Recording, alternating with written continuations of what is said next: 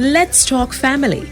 Let's talk family about the things that impact us as individual family members, as a whole, as a community family, and as a country family. Let's Talk Family Life. Let's Talk Family is a program brought to you by Family Life Ministries. Family Life Ministries is a counseling organization that primarily offers individual, family, and relationship counseling. We have counselors who are available to speak on a number of subjects for your conferences for church, school, or work. Family Life Ministries is also known for its media programs, the divorce recovery program Fresh Start, and its company counseling package, the Employee Assistance Program. Visit our website at www.familylifeministriesjamaica.com. Find us on Facebook at FLM Family Life Ministries or on Instagram at FLMJA, and subscribe to our YouTube channel, Family Life Ministries FLMJA. We'll give our numbers at the end of this program. Now here's today's episode of Let's Talk Family. Welcome to Let's Talk Family. I'm your host, Audra Williams. Today's verse is Luke 18, verse 27. Jesus replied, "What is impossible with man is possible with God." Hi, everyone. What do you consider a miraculous occurrence? Did you know that miracles happen even when we don't ask for it or least expect it? It even happens for those who don't believe or even considered its possibility. Harold Richards is an engineer and a fisherman who grew up in the Hindu religion. Never went to a Christian church in his life, but one day. Well, let him tell the story. Welcome to Let's Talk Family, Harold. How are you? I'm well. Thanks for having me, Audra. Listeners, thank you. And to those, greet my Bishop Porter McLean, and the Worship and Faith family. You are most welcome. So all I know is that a huge accident took place. You broke your chest, which kind of equals to at least 2 miracles. And I need to understand what went on there. So from the beginning, Harold, tell us about this accident and the miracles. Well, the accident took place in St. Anne's, heading to St. Anne's roadside district, to be exact, and heading to Clermont. I was going to run away, and that morning, that Sunday morning, actually in February the 12th, 97, at 10 minutes past 12. Wow. Yeah. And on the way going down, a bright and sunny day, everything nice. I listened to some Tupac. Never saved at the time, I never know nothing about Jesus. I had a fish in my car trunk also, heading down carrying for my family down there.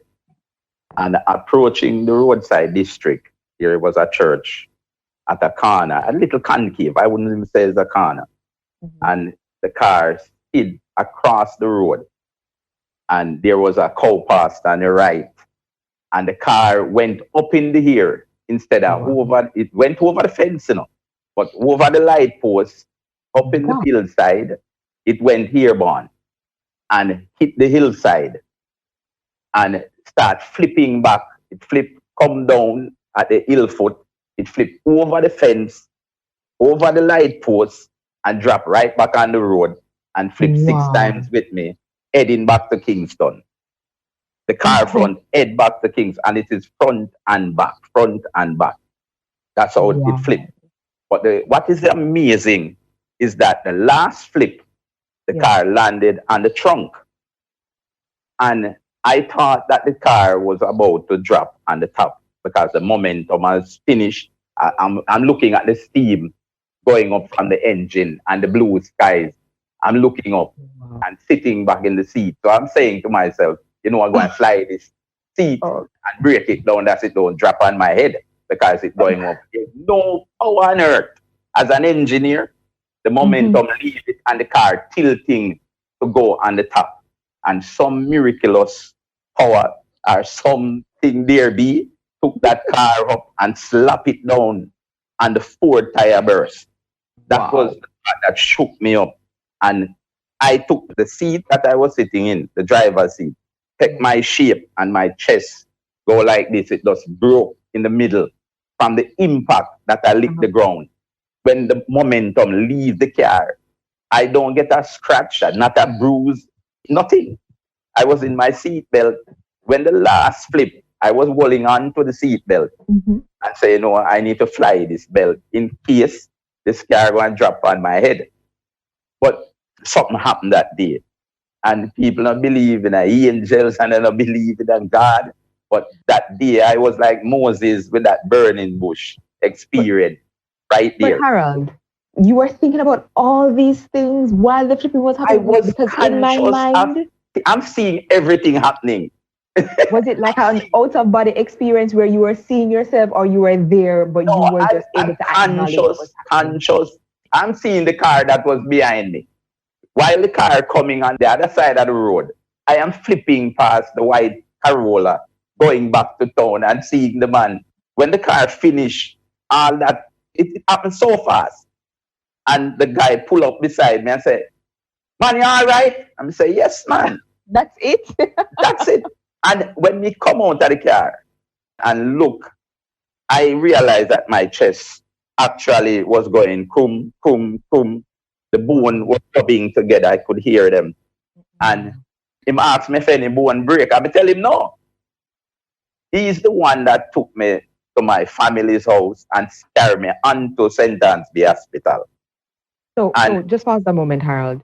So by this time, your chest plate was broken. Yes. And he didn't go straight to the hospital because you told him that you were okay. He took you to your family's house. Family's house, because nobody knows what would have happened. And you were still breathing and okay? Just have everything. Wow. Even when I went to the hospital, the amazing part is that when I was telling the doctors what had happened, they were looking at me like me lose the screw. You weren't in any pain? No. And I telling them I didn't get any hit, no lick from nothing. And they inject me and waiting and waiting and waiting. I wait a good little while till the injection actually chip in.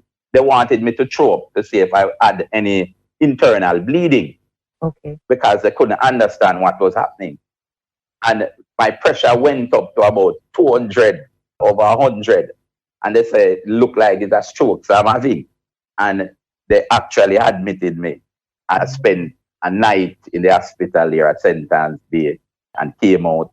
But years after that, I gone back to my riotous lifestyle again, Wait, one moment, Harold. So you went to the hospital, you recuperated. So your chest is now back in order. You're fine. You're physically... No, the chest is not all right. They were telling me that they will have to break the chest to actually set it back because it was out of place like this. It was looking like this. And that is where the next miracle. So I got one miracle there in the car.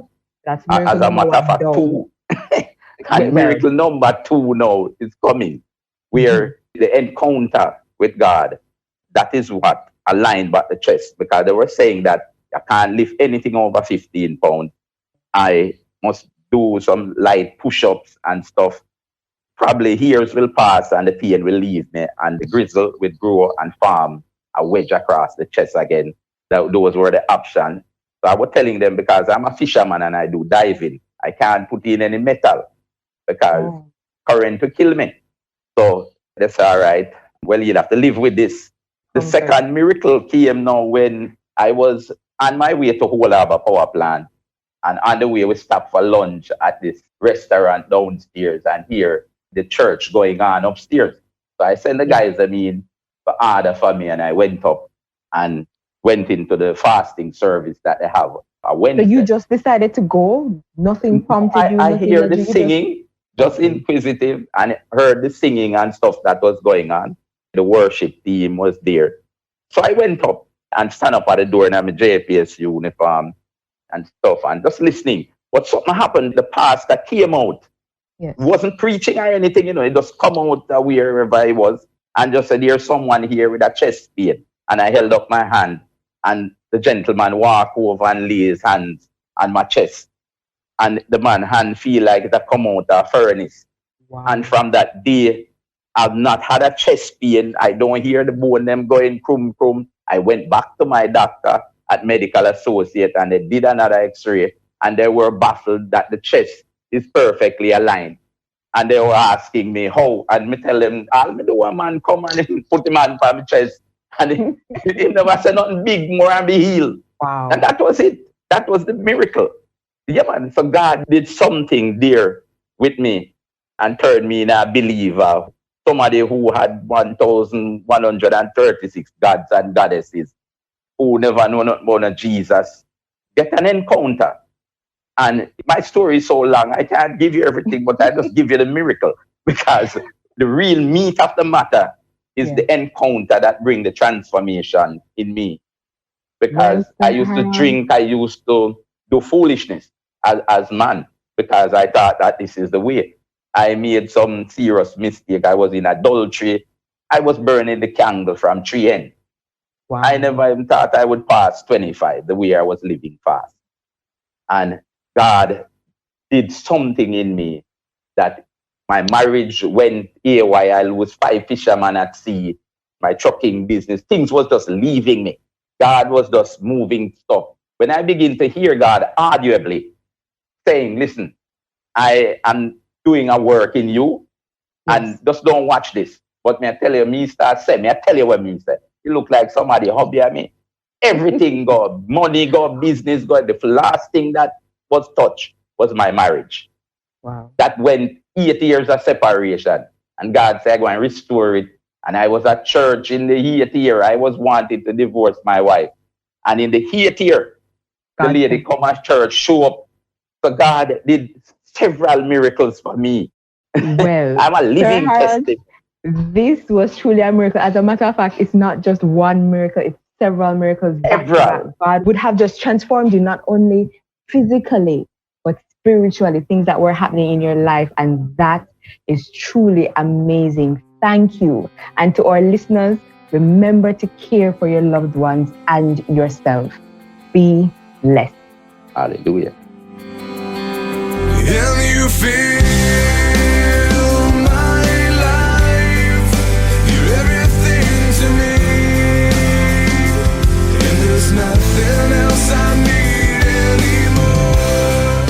This was Let's Talk Family, a production of Family Life Ministries. If you or anyone you know would like advice and counseling, call us or head office at 1 Cecilio Avenue at 876-926-8101, 876-929-4360, or 876-920-1034, or even or center in Port Moore at 117 Cecile Avenue at 876-939-7917. Do you have a story of a personal miracle you'd like to share? We'd love to hear it. Send us messages via our Facebook page, FLM Family Life Ministries, or to our Instagram account at FLMJA. And you can listen to other miracle stories on our YouTube channel, Family Life Ministries -FLM JA. Share your miracle for the glory of God. This program was produced at the studio of the United Church in Jamaica and the Cayman Islands, located at 12 Carlton Crescent, Kingston 10. Call us at 876-926-6059 for your voiceover and broadcasting needs.